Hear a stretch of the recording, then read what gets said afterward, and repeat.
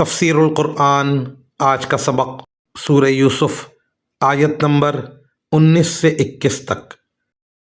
اعوذ باللہ من الشیطان الرجیم، بسم اللہ الرحمن الرحیم۔ وجاءت سیارة فأرسلوا واردهم فأدلى دلوه قال يا بشرى هذا غلام وأسروه بضاعة والله عليم بما يعملون وشروه بثمن بخس دراهم معدودة وكانوا فيه من الزاهدين وقال الذي اشتراه من مصر لامرأته أكرمي مثواه عسى أن ينفعنا أو نتخذه ولدا وكذلك مكنا ليوسف في الأرض ولنعلمه من تأويل الأحاديث والله غالب على أمره ولكن أكثر الناس لا يعلمون۔ ترجمہ۔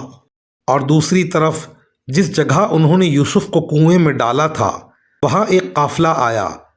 قافلے کے لوگوں نے ایک آدمی پانی لانے کے لیے بھیجا اور اس نے اپنا ڈول کنویں میں ڈالا تو وہاں یوسف علیہ السلام کو دیکھ کر پکار اٹھا، لو خوشخبری سنو، یہ تو ایک لڑکا ہے۔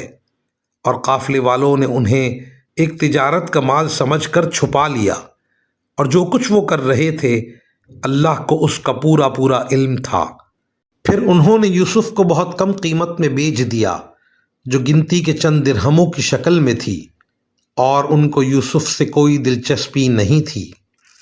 اور مصر کے جس آدمی نے انہیں خریدا اس نے اپنی بیوی سے کہا کہ اس کو عزت سے رکھنا، مجھے ایسا لگتا ہے کہ یہ ہمیں فائدہ پہنچائے گا، یا پھر ہم اسے بیٹا بنا لیں گے۔ اس طرح ہم نے اس سرزمین میں یوسف کے قدم جمائے تاکہ انہیں باتوں کا صحیح مطلب نکالنا سکھائیں، اور اللہ کو اپنے کام پر پورا قابو حاصل ہے، لیکن بہت سے لوگ نہیں جانتے۔ ان آیات کی تفسیر میں مفسرین کرام لکھتے ہیں، روایات میں ہے کہ جب حضرت یوسف علیہ السلام کو کنویں میں ڈالا گیا تو اللہ تعالیٰ کے فضل و کرم سے وہ ایک پتھر پر جا بیٹھے تھے۔ جب قافلے کے اس آدمی نے پانی نکالنے کے لیے ڈول کنویں میں ڈالا تو وہ اس ڈول میں سوار ہو گئے۔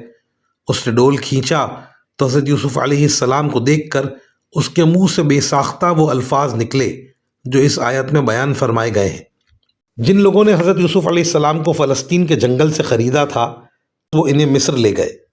وہاں جس شخص نے خریدا وہ مصر کا وزیر خزانہ تھا جسے اس وقت عزیز مصر کہتے تھے۔ اس نے اپنی بیوی کو تاکید کی کہ ان کا خاص خیال رکھیں۔